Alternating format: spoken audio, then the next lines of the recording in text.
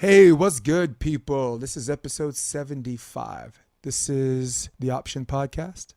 I got Tina, Lady Graudina, and the episode starts right now.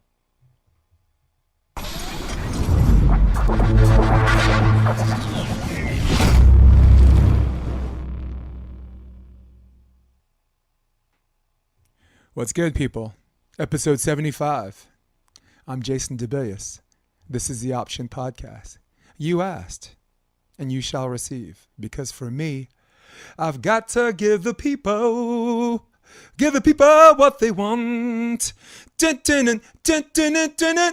Tina, Lady Graudina, what's good? Hello, what's good? Thank you. She's like, Yeah, I'm like jamming on the rhythms here. Cool. You're like, that's not how we started this conversation beforehand. So Tina, you said we were having a conversation. You came into LA a little bit to train, I guess, for was it your non-traditional season, preseason for USC? Yeah, this preseason has been so weird. I've been back and forth from Latvia and LA, and then done some like training camps with my Latvian partner as well. So it's been very untraditional for sure. Yeah, no doubt. I talked to John Mayer a little bit too. I was the director of operations there in 2018 and some of 2019, and then I got called away to do like color commentating for like Pepperdine's home games and this and that and the Big West Championship. So I've been everywhere, man. Yeah. So I forgot to tell you before the podcast. This isn't an interview, okay? This is a podcast. Yeah. So you get to ask me stuff too, all right? So Cool. you have these long moments where you Ready. like answer the question and it's like this staring contest. I'm like, Yeah. It's sometimes hard to break out of the like traditional question answer, but like this is cool. yeah. Love Well, it. Okay. Well, you listen, you definitely say all the right things, and it is my job to make sure you continue to say all the right things, at least until your season's over. I ain't gonna do nothing non-PC that's gonna have Dana go like, Yeah, Jay. please. Dana's gonna be like, Jay, what did you do? Yeah, please have my back. Yeah, I Yeah. don't want to get in trouble here. Yeah. Dane was on my podcast. He was episode 44. And that was special significance to me because like our 44th president was African American and Dana was the first African American to win a gold medal in the Olympics for male or female for the United States. So 44, first black. And he's also one of two players. This is an interesting stat you'll appreciate to win an AVP championship, an NCAA title, and a gold medalist. Only, to my knowledge, for Americans, only Karch has done that. For American Yeah, men, only Karch so has done that. impressive. Yeah. Yeah. Like, and when he's coaching us right now, like we feel the energy coming from him. Yeah. It's like remarkable. Yeah. Were you there when Anna was there? Were you there Yes. Anna's last year? I've been with Anna for 2 years, so this is my first year with Dain, actually. Yeah. So I've experienced the roots of USC beach volleyball, Mhm. and it's I'll tell you, it's like something historical for sure. I'm glad I was with Yeah. Anna as well. Let me tell you something. The personalities are infinitely different. But like Oh, the killer instinct, like the winner's mentality thing is like you said, it is paramount to what USC yeah, is and volleyball it's supposed to be. also interesting how like the killer instinct it is like so different for each coach or player as well. Like comparing Anna and Dain, they are both like killers for sure, but like in such a different way. And yeah, you can learn a lot from both of them. Yeah. I personally am glad Dain got the job because there's certain people I had Rob Espero on the podcast I'm Yeah, sure you know him. cool. I mean you were I think you were his first repeat guest, so he was all happy Yeah, about that. I love Rob. Yeah, we're vibing together. We He's a always have such savage, good dude. His conversation. nickname is Savage. His nickname is Savage. I have, viewership on iTunes, Spotify, this and that, but he did an episode with me on Facebook and we got 55,000 views on Facebook. I'm like, Papa was a Rolling Stone. where That's he insane. where he laid his hat was his home. Man, that dude is everywhere. 50 I don't do you even know I don't even know 5,000 people. I don't have 55,000 views, Tina. 55,000 What views? were you talking about? What's so interesting? Share. Well, that's men talk. No, just kidding. We Uh, no. He listen, I'm from the East Coast and the world scene. He's a West Coast guy, so world scene. So we have a lot of mutual friends, and we had followings on. We're bi-coastal, like a lot of people. The West has this thing where they're kind of in love with themselves sometimes. That's not a disrespectful thing. That's just like a Mecca thing, right? If it's more popular here, it's going to be, the better talent's going to be here. It's going to be talked about more here. But East meets West, and a bunch of people are interested. So I've been coaching for 20 years. I've been playing for 30. Only been in this whole beach thing for 5. So that just gives you, yeah. Wow, you got Yeah. Well, but thank God you got on the train at least. You oh didn't my God, visit I will the never touch an indoor ball again. I moved here and I'm just like, beach. wow, it took me so long to get off that horse, dude. I know, like Yeah. a personal opinion only, but like beach volleyball is so much better than indoor. It's like I would Yeah. love it so much more. I feel like everyone would love it so much more, but like of course it's not the case. But I think Well, so. we both know a bunch of indoor players that are like, I am totally disinterested in the beach. I don't want to do it. Nope, I'm happy Yeah. right here where I belong. Did you played a ton of indoor before beach, right? No, I did not play a ton. I just only a little bit and only on the side. My 100% was like beach volleyball. But I know so many indoor players who are like, oh my gosh, I can't wait to go back to the beach. And like, I really want to like the sun, the environment. It's like so cool. I feel like those who don't want to play beach volleyball think that it's just too hard, like to move around in sand. So I get that. I understand. I wish it was easier. Well, as a former indoor player, you learn the mechanics of an indoor approach. You have a longer runway. You have a harder surface to jump off of. You spend Yeah. years and years of attaining muscle memory, twitch reaction, and all that stuff that's consistent with an indoor game. And next thing you know, you have to shorten your approach outdoor, and now you can't dig in as much. Yeah. You're And not you doing can't that first jump and second jump. and you can't do the broad jump. You have to like get under the ball and jump up. Hmm. There's so many little details. Like those are two different sports. Like Yeah. you can't like go between both of them. Like some people can, of course, but and yeah, and also that's why I feel like I am a little bit like different from like most of the players who have come from indoor, because like my technique is not indoor technique. It's like maybe purely beach, which is some say it's not the best, but I like it and it works for me. So why not? As long as it gets me points. So I just think it's more important on the last 2 steps you take are more yeah, important, significantly more important on the beach than they are indoor. Indoor, you can do that 1 2 and then boom boom here, boom boom here, boom boom here, because you can dig in. Again, that's the your takeoff point is always going to be hard as hell. I'm very very. Your last 2 steps are golden. You are. For the people listening at home, Tina is something we affectionately refer to as a goofy foot. That's someone we have who has a lefty approach and they swing with their right hand. With that being said, your last 2 steps always allow you to come straight up and use wrist control, elbow and wrist, which, by the way, costs your shoulder nothing. You can hit that way forever. yeah. Thank you so much for saying that. That's so nice of you, Hmm. because I feel like I've been working on trying to fix my goofy stuff for quite some time, but like Hmm. it's too deep right now. Like I'm too far away, like too far, and I Yeah, can't change you're it anymore. 23, right? Did you just you? 22, yeah. So Oh, I you're. just gotta like work with it, and so far it's good. And it's like also like there's some other examples of like high level international players. Like I'm not sure, but I think was it Go ahead. Dahlhauser? Who? Dahlhauser who Phil. Yeah, also Phil's a goofy fit. yeah, yeah, Again, and like everybody listening, that's your guy. Phil. Hi, yeah. Phil. Big Phil. Goofy foot. Yeah, so I'm um, like, I will be like Phil Dahlhauser. Like, is he a bad player just because he's no. goofy? And No, look no so, further. And look no further than your own country, your own home country, Latvia. Lion King's a goofy foot. he's just a very weird approach. Like He he jumps. hasn't played indoor at all, He has so a lefty approach. he does. I think Take a maybe. look. Take Okay, a I look. will. I've He seen him play so much. I don't believe he's actually I goofy. know, right? Listen, the people listening are going to definitely take your word over. I think your sample size is bigger as far as you viewing and following, but I want you to take a look. If I'm wrong, I'm definitely willing to concede that he was very much like Karch Karai. Karch had an interchangeable approach. I watched. That's the best. I'm Yeah. practicing right now to Mm. lift it with my left hand. It's like going pretty well, but it would be perfect if I could do the approach as well for my left hand. That Oh, would be heck yeah. perfect. Yeah. Yeah, like Karch, I watched '84 Olympics, right? The gold medal Yeah. match against Brazil, and he jumped. I'm like, holy cow! Everybody, that's God. God, Karch, God has a goofy foot. Then I'm like, let me see another one, and he does another approach. That is correct. and then it's traditional. I'm like, all right, I was just seeing shit. Okay, then okay, I'm cool. Wow. And Yeah. then two jumps later, I'm like, no, whoa. He just did it again. He just did it again. So it's yeah, man. And mind you, that's who we all know to be the best player to ever play the game, indoor or beach. Right, Yes. three-time gold Definitely. medalist, three-time NCAA champion.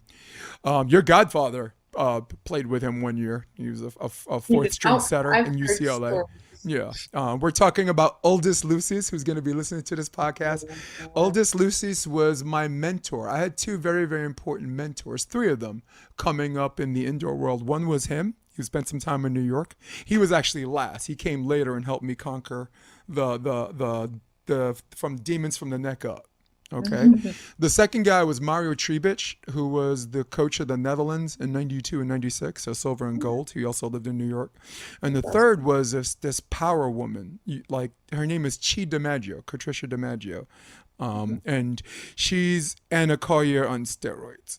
Oh my She gosh. is this Oh, kind, yeah. I mean, and Anna Collier is already jacked up on whatever, it's already right? on So steroids. yeah, so but the type of woman, and you know what I'm talking about, the type of woman that walks into a room and like men know how to behave. Yeah. They're like, should we stand up, and like, sure, should we stand up before she leaves? What I'm saying, like that old school virtue, that kind of woman that's not, with respect to all the women I know, that woman doesn't exist anymore. That's a unicorn. Yeah. They're rare. They're a dying breed. So Yeah. Just so you listeners know, Uldis Lucis is a Latvian, so he's my family friend. So this yeah. was a connection we made with Mhm. you, Jason, like last year, I guess, or Yeah, 2 years ago, that yeah. It we was a both know him. So that was like so cool that You were a you, freshman, I think. You were still a freshman, or between freshmen. You were between yeah, years. some time Yeah. that moment. Yeah, Uldis has been so like interested in my whole career as well, Hmm. and like the best supporter ever. So like I also feel like he has mentored me a little bit. Yeah. So that's the two of us. Hey. It's true. And talk about strict. Talk about being a hard butt, right? A hard ass. Oh, he says it how it is. Yeah, Yeah, no he filter. excuses, man, he is not down with that whole excuse business.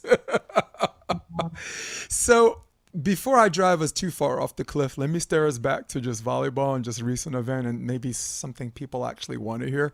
Um, you qualified. While everybody else was having a good time in the United States and Hawaii, like you said, West Coast, while everybody's out there loving themselves, Yeah. you flying under the radar, and I want you to dialogue with me. Draw me this picture. Take our audience. Where was that qualification tournament? Was that in Japan?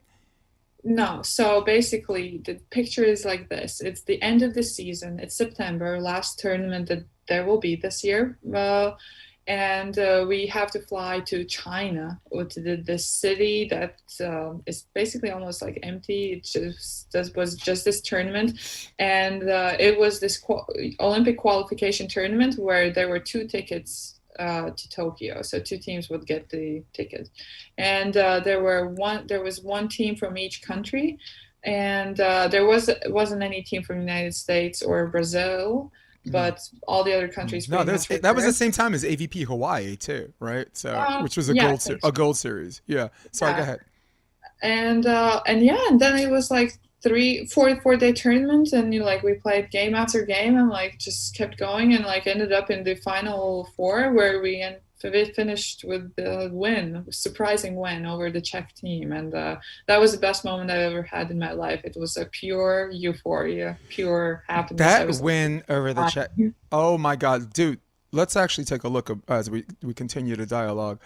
Oh, That win over the Czech team, you were down 8-12, if I'm yeah, not correct. And and and and then my there's the partner, ace. There's the ace. Check it out, right? my You partner go does ahead. the first ace. Hmm.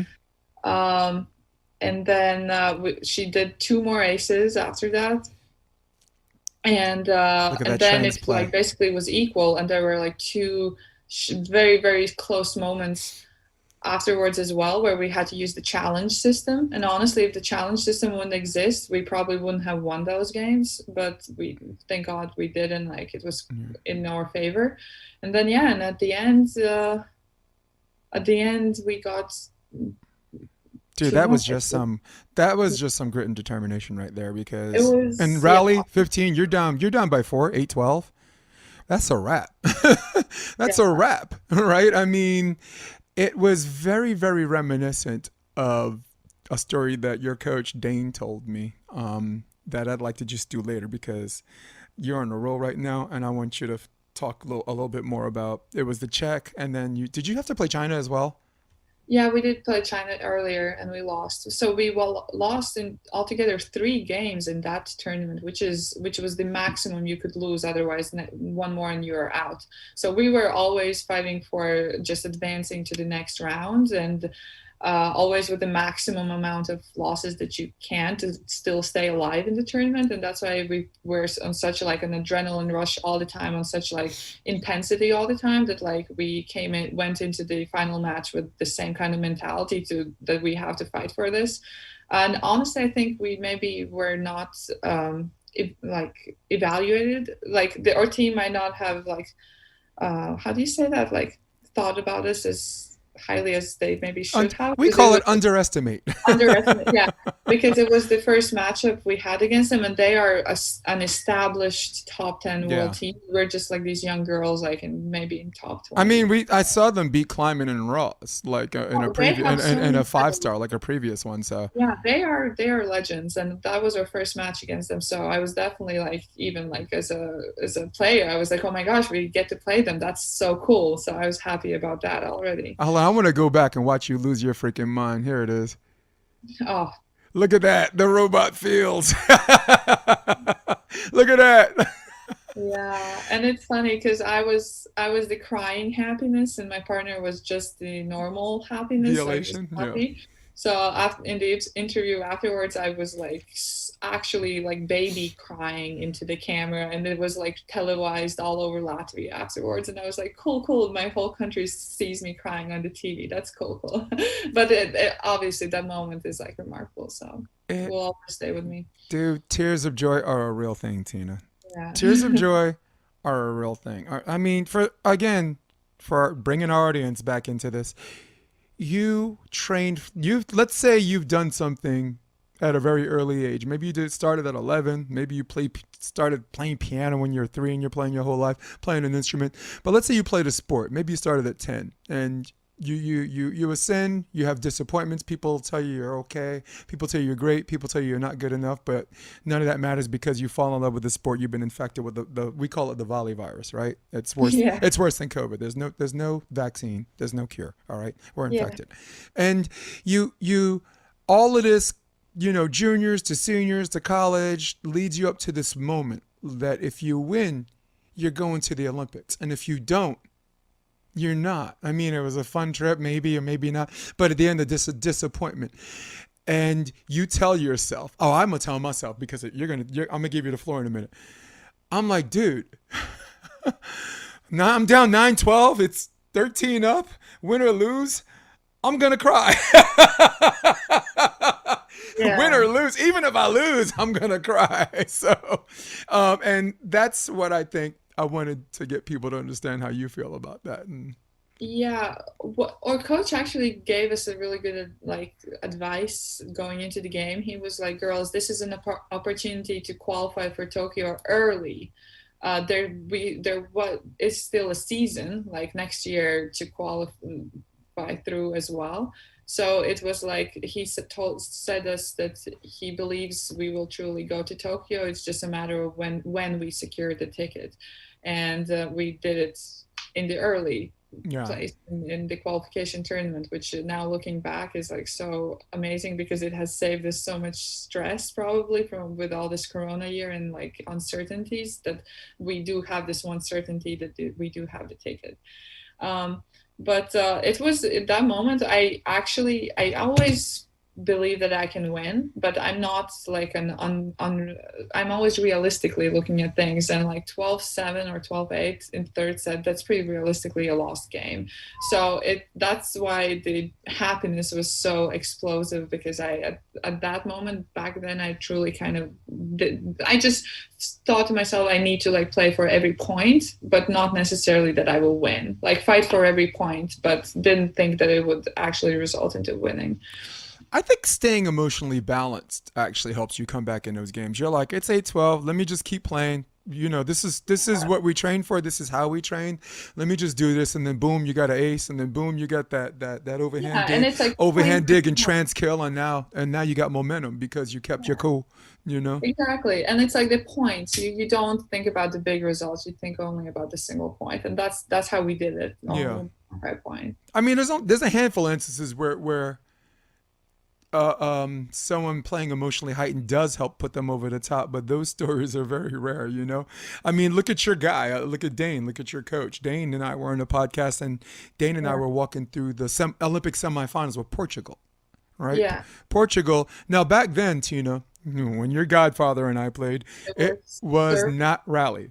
Yeah, It was side out. So it took an hour for them to get to 10-10. So Fenoy true. misses a ball. Fenoy hits a ball wide, right? Timeout. The referee, when they come back in, the referee gives them a yellow card a red card. Skips the yellow. Red card, delay of game. So now, after taking 40, 50 minutes to get to 10-10, in a matter of seconds, you're not down by one. You're down by two. So, Yeah, if you know Dain's like, red card. What? What the hell? yeah, So they get the ball back. Dain gets an ace, position one. Dain gets a wrist away out of zone four, hits the line. Fenoy gets a block. He gets a dig, a poke dig off a jumbo shrimp, and then the last one is ace down the middle. So Dain basically gets the ball back and serves 5 straight balls, and 3 of them are aces. And you want to talk about fast, right? What are the 2 fastest ways to score a point in volleyball? ace. The Yeah, ace and the what else? What's the second one? Distant second, actually. The block. block. Yep. 3 aces, a block, and a trans kill. That lasted a minute and 40 seconds.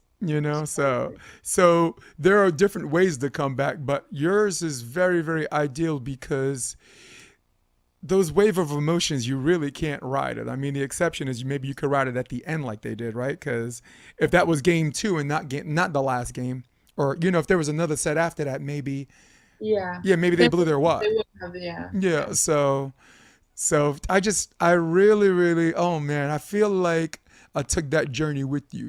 Like we don't know each other well. We have a lot of mutual friends because volleyball is a small world, and sooner or later you're gonna run into someone that we both know.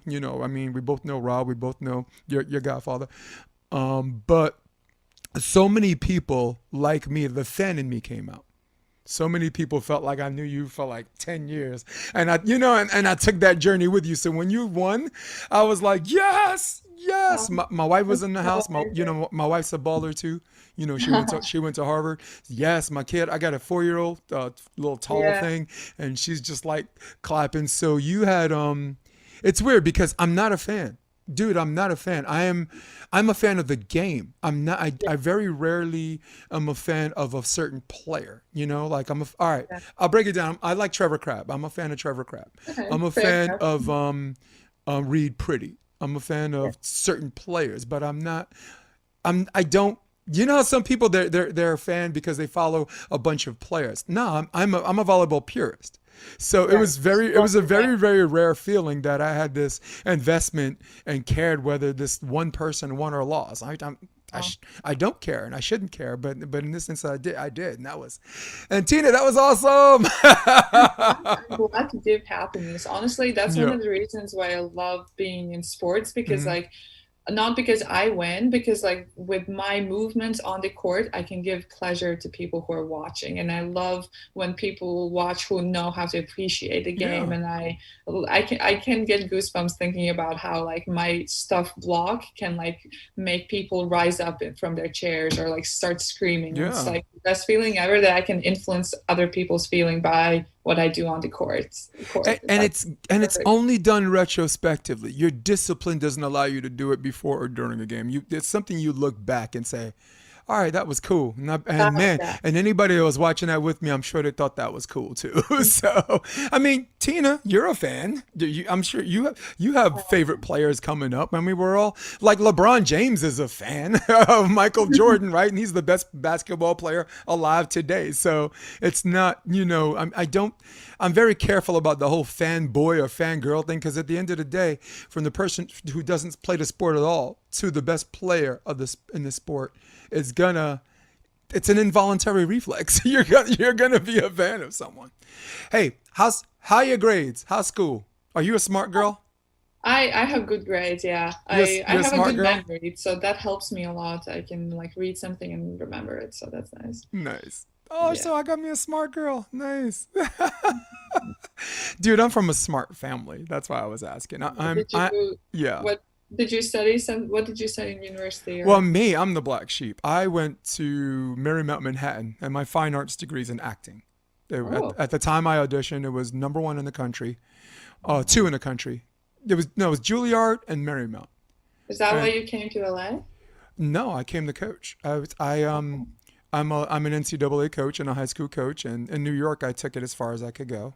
Yeah. I took a Division three team to the Final Four, a high school team, 38-1 record. Madison Square Garden gave me Coach of the Year. That was like 2014. So my wife was like, "How do you feel about California?" And I'm like, "Are we there yet?" And now, I came here to pursue indoor, and I don't even care.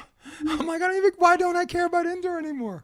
Rob Yeah. Espero's the only guy that makes me care about indoor right now. Yeah, Yeah. and Oh, thanks for telling me this. Yeah, yeah. I should like So now I know. yeah, but I've done a bunch of on and off Broadway plays after, They're ranked number two in the country. Juilliard's, if you could picture New York, there's Central Park. On the east side of it, where Fifth Avenue is, Marymount is there. On the west side, where Lincoln Center is, Juilliard's there. So for a decade, they were ranked number one and number two in the country, right? So my wife, Harvard, whatever. Her father, Harvard undergrad, Duke Law School. Mom, Duke Oh, undergrad and law school, undergrad and law school. So on my girl's side, I'm with an academic family. So, wow. and on my side, I was only the second person in two generations to get a college degree. Only my mom, only my mother. We're all military men. So, Wow. and then after that, all of my siblings graduated with Oh, so my you were the domino I started the effect. trend, yeah, with the Yeah. youngest one getting her PhD. She just did her PhD at UVA, so call her Dr. Gingrich. So, but Nice. yeah, cool, you're a smart girl. Cause man, I met some dumb female volleyball players. I'm glad we got some brains to go with this beauty. Yeah, like you can't be dumb volleyball player. I don't think those exist. Like No. you have to have a certain intelligence level because the game just requires it so much. And for the Uh, men, you do because the Yeah. men don't. For the people listening at home, and I swear to God, I'm gonna let this girl talk more than me this time because I'm very glad to have you on the show. And I have all kinds of guests. I had Dain, I had Ryan Millar, I've had a sex podcaster, 2 weeks ago. But men's volleyball, NCAA volleyball, we're the bastard children of NCAA sports. They only offer 4.5 scholarships. So in order for you to go to school and pay less, if not enough, anything at all, you need a mixture of that athletic and academic ride. Exactly. Tina, Yeah, both back you in the need day, both. there were only 12-person rosters. So it wasn't uncommon to see like four people get a full ride or like three people get a full and like three partials, and then divvying up that whatever. But UCLA right now has an 18-man roster. USC has like UCLA has 22-person roster. USC has like an 18-person roster. How are you going to divide up that pie? Got Yeah, to be but smart. like the scholarships are still very small. Like there's only like for guys 4 scholarships per team or something. 4.5. Yeah. Yeah, okay. And for girls for beach volleyball, I know we have like six only, six full for Wow. the Cool. team. That's cool, but it's also like not that much. Just be honest. You're like, Jason, that's not cool. How is that cool? I mean, it's better than zero, so Yeah. All right. I'm going to ask you the question that I've listened to a couple of your podcasts and interviews. No one's asked you today, but I'm sure someone has. Why volleyball? What got you into volleyball? You're like this little Tina running around, running in circles, eyes all wide, eating ice cream, looking for a sport to play. Why volleyball? How'd you get into volleyball? yeah, little Tina just loved sport in general. I loved movement. So my first thing when I was little, I wanted to be a ballerina. So that was like dancing or something. But afterwards, I got into sport. I started playing tennis for like 4 or 5 years pretty seriously. But then after tennis, I took up track and field and beach volleyball at the same time together. And I did both of those sports for until the end of my high school, basically, when I had to go to USC and where I started doing only beach volleyball. But why? So I had real trouble deciding between track and field and beach volleyball because I was pretty good there as well. Had like some opportunities to go internationally and stuff like that. But what I really loved about beach volleyball was that the emotions that the sport gives you when you play are so strong and so like saturated. And like I loved the fact that I can by my actions I can directly beat my opponent, not like in track and field where I just run the fastest and like that's why I win. But I love the fact that in volleyball with your brains you outsmart your opponent, or you outskill them, you're better than the opponent. And I like the competitive aspect of beach volleyball, and also that you have to use your head and tactics and strategy and mental capacity so much more than in track and field, where you just have to like go all out, like whatever your body's capable of, you like go and do it. But I'm still such a big fan of track and field and tennis as well, actually. And like I admire those sports very, very much. And they have helped me a lot in my career in beach volleyball, like certainly.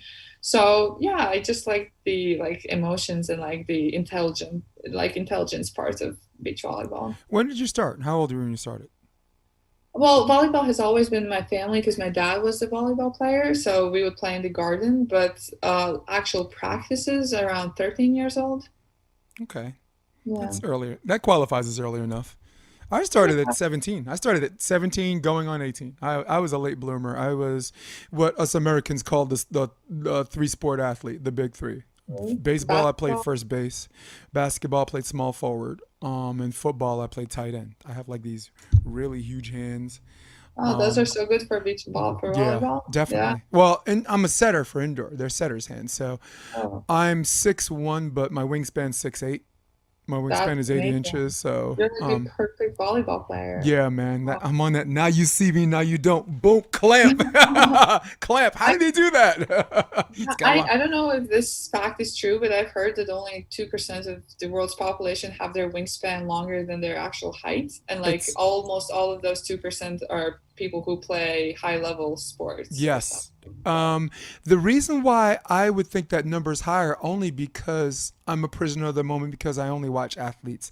I only yeah, happen to encounter people, the people that we encounter yeah. because we're into sports and because we're in a movement, we're ingratiated with them. So in our minds, the number's higher, but I'm pretty sure 2% might be dead on balls accurate. I You mean, if know, you look at the whole world, yeah. like whole world, it Like could be. I'm a big mixed martial arts fan, right? Yeah. John Jones, his wingspan is 84 inches, right? He's like 6'3".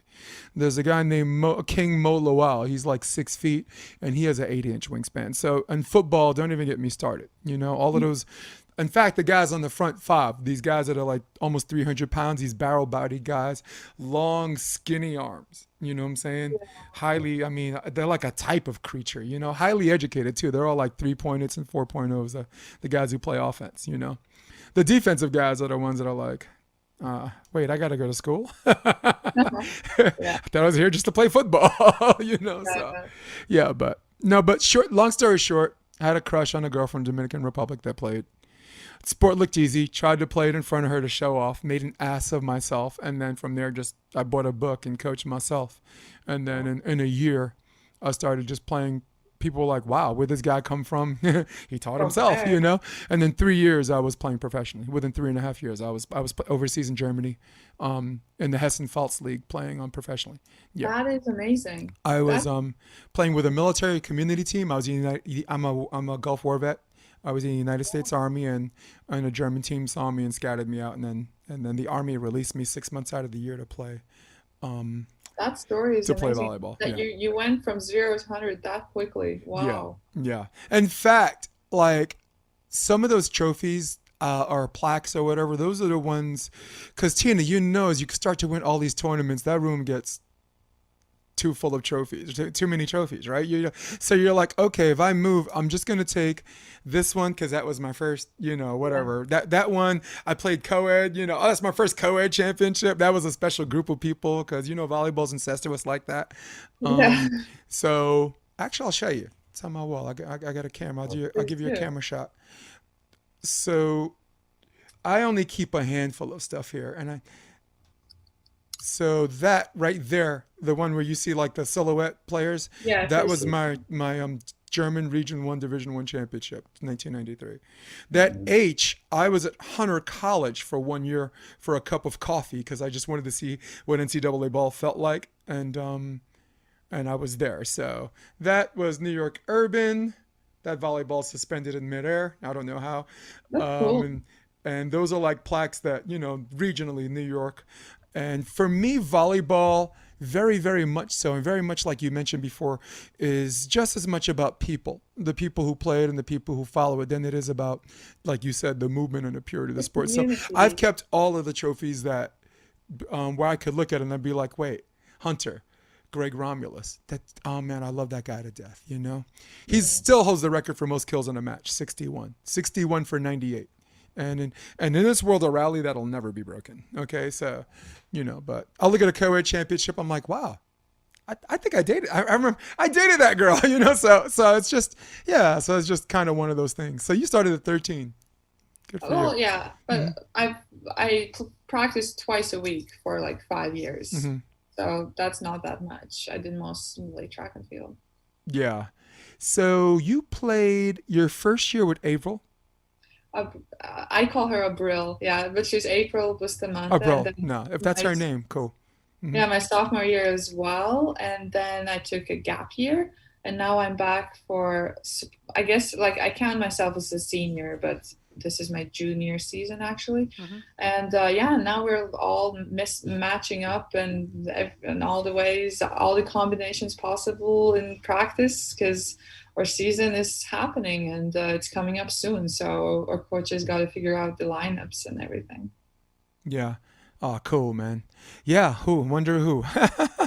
I'm sure Dane's glad to have you back. You were my either one or 1A. I have like a list of people, and I don't care who votes what. I have an eye test, and you've always been, as far as the best college beach player in the country, it's been either you or Kristen Nuss, who you from LSU, who Yes. her and Taryn Cloth are just running rough, man, just running roughshod Yeah. over people. They just played 12 tournaments and they won all of them. Yeah.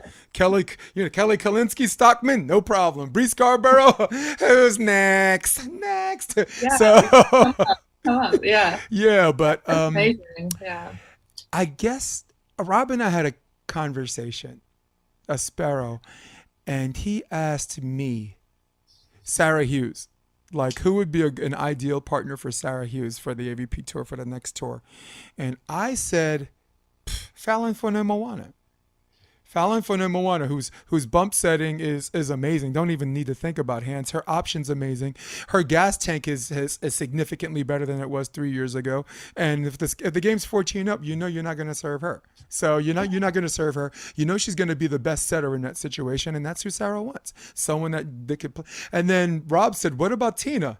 And I was like, "Well, everything I said about Fallon, Yeah. actually, let's do Tina." I was about to offer myself as well. Yeah. I would love playing with Sarah, and I really want to play an AVP. I have the option too. Why You should got I dual not use it? citizenship, right? Yes, exactly. So I've been waiting all this time because I'm always between FIVP and always between colleague NCAA Hmm. seasons. But like the time will come, I will for sure play AVP, and yeah, just got to figure out with who. So we'll Would see. Sarah be an ideal partner though? Yes, of Yeah. course. I would love to play with her. It's the Yeah. SC connection as well, It and really is. And I yeah. think like a pure right side and a pure, I mean, you're interchangeable. I think you hit both sides and I don't think you care much about that stuff. Yeah, but just like a defender and blocker, Yeah. perfect. Like and You're a like hybrid. Yeah. yeah, Hmm. and like or I feel like we're that like how do you say like sense of the game is similar as well. Like we feel Same it out training. Yeah. pretty equally. So Yeah. Sara Hughes, if you're listening, you're looking for a hitman for hire. I have her number. I have I Yeah, have her number. I can call. good. Yeah, well, listen, this podcast, I think it's safe to say people listen to it because they want to know what the hell I'm going to say next. You Yeah, know? what's up? What's behind the door talk, right? I have people blaming me for people getting banned from the AVP because of this podcast. But that's why I'm like, nope, I ain't doing nothing to Tina. That's gonna mess with her image. And you know the cool thing about you is I had one of our subject matters is being yourself versus being correct. That's such a good one. I really like, and I'm gonna give you the floor after I finish this sentence. What I really like about you is I don't think you being yourself and being correct and saying all the right things are necessarily that far from each other. Now I'm not saying you're the same person off camera as the same person on, because Nobody I don't is. think you don't fool me like that. But I think as far as human beings are concerned, we're not robots, we're not machines, we're people. It's very very close. Floor is yours. How right am I? I mean, Uh, yeah, of course, like being on camera is also like so different. And like my dad, he's a politician, so I've always like looked up to him how he speaks to like and like he has done a lot of media training as well. And just in recent years, I've had to talk a lot of on camera, so I kind of mastered being myself also on camera and not really kind of faking it in any way. In that sense, I feel like I am myself. But of course, like yeah, life is life, and like mm, you never like show completely yourself to everyone all the time. yeah, no, definitely. Me, as far as commentating is concerned, I got to put on. I mean, it's weird because I know I have to shapeshift to adapt in environments where I don't attract a whole lot of attention in a bad way. Yeah, If I'm coaching juniors, it's not the same conversation I'm gonna have with Rob, off camera or anyone whose first name is Rob, Rob McLean for that matter. Rob McLean is one. I have another podcast called Sports Debate Tuesday, yeah, where we talk about football, MMA, and volleyball when volleyball's thrown at our front door and we have to talk about maybe like what Kerry Walt said. We'll do that. But I only brought that up because I don't think that it's phony. I think these things. It's not like you live under this false dichotomy of you're either one or the other. You're Tina. You're many things. You're many Tinas. You are the good girl. You are the person that has a humorous side to them. You are the person that might have a mean streak if people take advantage of your niceness. So that's just called being a person. That's why I wasn't sure if I wanted to introduce that as a subject matter. I'm like, I feel funny talking about it now.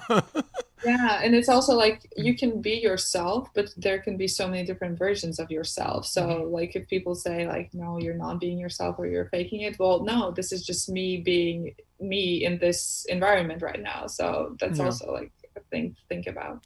Yeah. I mean, dude, how you talk to your coach and how you talk to your friends is a prime example of Yeah. that, right? You can be like, dang, guess what? I just saw Sense and Sensibility or something like that. That movie came out in 1995, and Dane's like, Oh, he would totally engage into conversation though, but yeah. yeah, that's not something Oh, I but when the would. conversation's over, they're like, Coach, Gustavo, yeah, Coach, Yeah, get her tested. yeah, yeah, Get her tested. I want her, I want her to pee in the bottle and make sure she's okay. Get her tested. What the hell is she talking about? yeah, Um, so definitely, we also touched on this very, very iffy topic of transgender athletes in sports.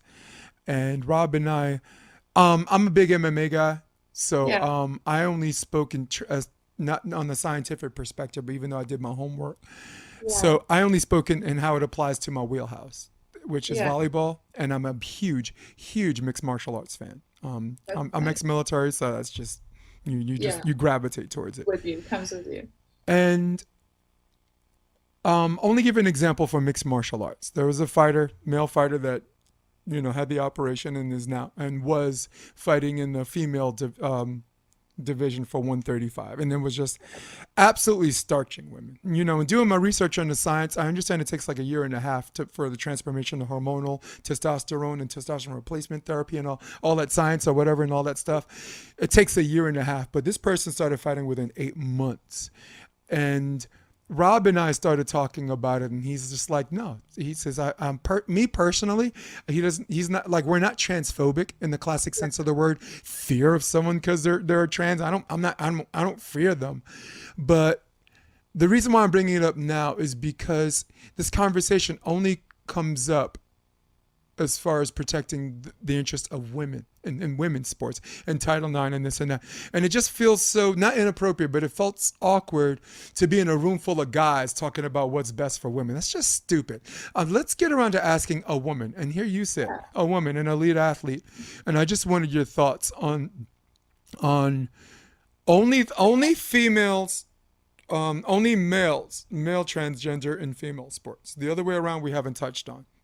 Yes. So obviously, like, there's this whole concern about like transophobia, right? Like, and Yeah. I completely agree to Rob. It's not that I'm scared of them or wouldn't talk to them, or like they're just, I respect their choices and everything. But if such a person would happen to play against me, I would feel like it's pretty unfair. Just because of the stronger physical abilities that I feel like she would have. And that's the whole point of like having a higher men's net and like not hitting as strong. The whole game is so different for men and women. So I would feel like there should be like a separate, just a separate, how do you call it? Yeah. Group. Yeah. Like men, women, transgender, and like because sport is unifying. It's anti-political, supposedly. It's like this ideal value of sport bringing people together, and I feel like that's why it should be separated into groups so that we don't get into these like arguments and feelings of unfairness if a transgender person comes and plays with women. Yeah. And me, I'm quick to defend myself on this because I don't feel it's my place to talk about what a transgender male should be able to do in women's sports. It's not, I mean, I'm going to have an opinion just like every other guy, but the people who stand to win or lose on these arguments or these discussions are the female athletes. And that's why I'm going to have an opinion, but I'm more comfortable having an opinion with, like, what I'm saying, with women in the room. And I don't think it's phobic and I don't think it's bigoted to say, let's have for a male to Exactly. say, let's have a conversation. And It's like, not, thank you so much for bringing this up because yeah, it's scary to talk about this, and like you don't yeah, want to offend anyone, but you also want to have your interests, and like you yeah, want it to feel fair for yourself. yeah. Yeah, it's very, very tricky. Yeah. There's definitely a lot of aspects where you can play the devil's advocate and everything. Without sounding like the devil yourself, right? I Yeah. mean, yeah. Well, that's what I do. I make uncomfortable conversations seem like a normal day. So You're so used to them. yeah, it's a normal day.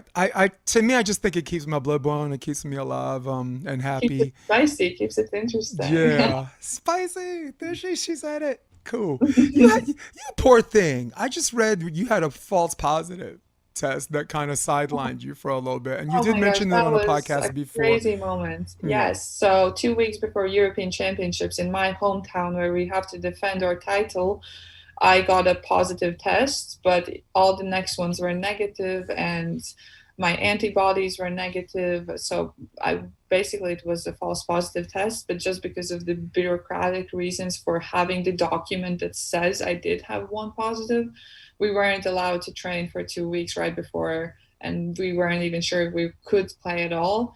So that kind of really messed up our mental game a lot, because by the time we actually went into the European Championship tournament, we felt like we had already fought our battle of actually getting to the tournament, and there wasn't much left into us to actually play. So that wasn't the best ending of the season for sure, but the tournament was amazing, and like I'm so glad my federation organize it at all in corona times. It was so hard, and like everyone was just, I was so happy to see all the European teams coming to the city where I live, where I walk every single day, and like I see all these like cool like players just walking like in my regular spots. It was so amazing. So still a good experience. Good. Glad to hear that.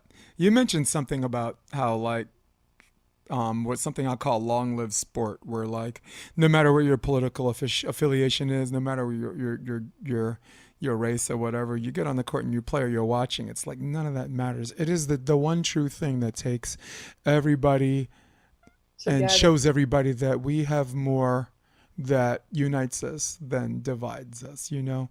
Now, Yeah, as an American, I did acknowledge that the orange man did hijack sports for a little bit, because that's what he does. He takes everything and he makes it about himself, and then you're gonna have people who follow him regardless, and you have people who will be like, okay, he has a point, or he doesn't, this and that. I call him Agent Orange. And the cool thing is, I don't have to call him Mr. President anymore. Um, oh I'm not. wow. Yeah. And for me, coming from someone like me who doesn't, I don't have a, I'm registered under no political preference. Yeah, I that's don't have a good. horse to I back. But you know, Please, I'm actually studying political science here good. You in know, USD. I'm your So man. Always, dude, always have a conversation with me about this, because you know I'm rarely gonna come into the conversation you can't help it. You're always going to have come into a conversation picking a side, but it doesn't mean that my mind is not that my side is rock solid and unchanging and unflinching. You know, yeah, like perfect. I All about the yeah conversation yeah and like what in you my feel. opinion, Barack Obama in my lifetime was my favorite president, but I'm not an idiot. I'm not down with people spying on our citizens. You know, I'm not people, you know, I'm not down with droning people without a trial. So I'm going to be like, I got a problem with that guy, but it doesn't mean, you know, the good doesn't outweigh the bad. You don't, when it comes to politics and you're a political science, you can't, you have to just look at a politician and just say he's a good guy. He doesn't, the problem, Americans, you think that that the person you voted for has to be great, a great guy, and has to be a saint, because if you voted for him and he does something wrong, you think it's indicative on your character. And that's why people are quick to make excuses for the people they vote Yeah. for, because they don't allow their critical thinking skills to separate from who they like and dislike. Tina, Yeah. you should never have a set of rules for people you like and people you don't in the political spectrum. Your personal life, hell yeah. You know, right? I Yeah. call you a name. It's like, you know what? You're Jason. You get a pass, but not that dude. So, but listen. That's just some old man advice I'm doing right now. You know, political science, always come in. If you come in with a side, that's human. Don't never say I'm coming in for opinion fresh, because as humans we're not machines. But Exactly. never let what side you take be so far this way or so far that way where you can't come back, where you're not listening, not listening. Yeah. Like Chris Rock said, listen. Well, but you know, then form a response. No decent human being is completely one or the other anyway. So that was my rant. She's like, he's exhausting. Can I go Oh, now? when is he gonna breathe in? Yeah. That's awesome. So our podcasts usually go for an hour, but I mean, you just got out of practice, and I ain't trying to keep you like that. And I certainly think we've said enough to each other that you're probably going to come on again anyway. So Oh, I I feel like we have yeah, a lot to talk about still. And there's also so much to come up. Like the next few months are gonna be so intense, and you know, like so many things we don't even know what's gonna happen. I So think I probably want to have you and Kristen on maybe same time, you know, yeah, since sure. the cool thing about COVID is, like, before COVID, all of my guests were in studio. You Yeah. know, I had a sound engineer. I have a four camera set. But listen, But COVID, now, yeah. please. Now you can like get a lot of more people, right? But Oh, maybe the quality a little lower, oh maybe. my God, nah, quality's great, No? man. Oh, perfect. No, Then it's like like really Ryan Millar, he don't have to make the trip. He's an Olympic gold medalist. I yeah. have a friend who's an infectious disease specialist. She's the founder of a company that helps pharmaceutical companies approve vaccines and medications for the FDA. So that's all she does. Had her on for an hour and 50 minutes. You know, Rob Espero and I were like 2 hours and 1 minute. So the podcast average between an hour and 2 hours. But Yeah. I feel just like that's the longest people listen to usually. yeah, So. you just hammered through all this subject matter. Like you had is it Anastasia or Anastasia? Or Anastasia? In Latvian, I would say Anastasia. Anastasia. Well, and so it's with a J, but like I don't know how in Americans in Okay. English you would pronounce it. So, but she's coming here. She's flying in tomorrow. So we'll start training. How long have you guys played together? For 4 years now. Oh my God. So all of this is lead up to whoo. Yeah, it's been a long time coming, but like Yeah. we had no idea. We kind of didn't even aim at Tokyo that much. Like it kind of just happened. So definitely Paris is something we're working towards. Yep. Lastly, before you go, Rob and I had a conversation about why what separates women's American beach volleyball with the men and this and that. And I just told him straight up, it's coaching. Like a lot of people move to the West because there's more people to train with and iron sharpens iron. But I said on that previous podcast, actually it was Bobby Jones. He's a club coach and a professional coach as well. And I said, if you come here and you don't have a coach, you might as well have just stayed home. Yeah. You get a coach because people your age, sometimes you get so good so fast, you think you got it all figured out because you're doing things physically better than other people, but there are other demons to conquer. Yeah. And I'm not saying you, I'm saying people your age because you right now, you're mature beyond your years as far as understanding that and compartmentalizing the mental aspect of the game. I mean, it's the reason why you said you liked it. So you're a different animal. But with women's volleyball, I didn't need to have that conversation because when it became an NCAA sport, Yeah. it became a business. All of the club sizes have tripled. All of the coaches went in because volleyball, I mean, it's a poor person's sport, and it's the only way you can make any decent money. But That's why I'm sad that guys don't have NCAA beach volleyball. It would help so much for the sport, and like the feeding system would be created. Otherwise, right now it's like based on enthusiasm and yeah. asking you the rhetorical question, how much does coaching come into play? Coaching, Yeah. I would say a lot. I think like in the actual game, not at all, but like the 95% of preparations for the game, it's all about coaching. So, and like the practice, like without coaches, like in our day beach volleyball, you can't really do anything. I bet like 15 years ago, there were still a lot of teams who didn't have coaches and did good, but like not anymore. You can't do it anymore, I think. No, I totally agree. It's very much like theater. Yeah. You know, like very much like theater. You're rehearsing for a play. You know, under direction, of course. And when the play starts, you're not even going to see the director. you don't That's even. when In you fact, are by yourself, but before that, it's all yeah. Yeah, 100%. And that's where I had to tell some people get a coach. Like there was a team trying to qualify for the draw last year, didn't have a coach. I actually coached them, and we qualified for the draw in Hermosa Beach. So that's a good advice. So yeah, get a coach. You especially you young cats, dude. You know, look at Miles Partain, look at Maple, look at Kraft. Yeah. There are so many people who are 10 years older than them that have been in this game banging for a long time, and these young cats are just caught up in the many instances past them. Why? Get a coach. Get a coach. That's so simple. Tina, without invading your privacy too much, anyone want to know more about Tina? Is there a particular Instagram handle or website or whatever? That's so breaching my private life for sure. Yeah, I know, that's I'm right. joking. Yeah, my Instagram is Graudina Tina, or Tina Graudina, I think. Yeah, one of those. Tell you what, I'm gonna put it up on the edit. Yeah, I That's think the cool part about this not being live. There aren't that many Tinas Graudinas out there, so you can find me. I also wanted to apologize too, because usually what separates my podcast from other people is usually live. It's on Facebook or Instagram live, and people, sometimes I read questions. Someone has a question while you're on it, and I'm like, hey, this person wants to know this. And that's usually more engaging for the people who follow you on this. Yeah, but sorry, I also replied you so late about actually coming here today, but I'm so glad I did. This was so fun. It's a cool part about working for myself. I'm not doing the beat anymore. I used to do the beat for Volleyball 1-on-1, and you have to message someone 100 times until they get back to you. For me, I'm the founder of this. For me, it's so liberating to know that either you're interested or you're not.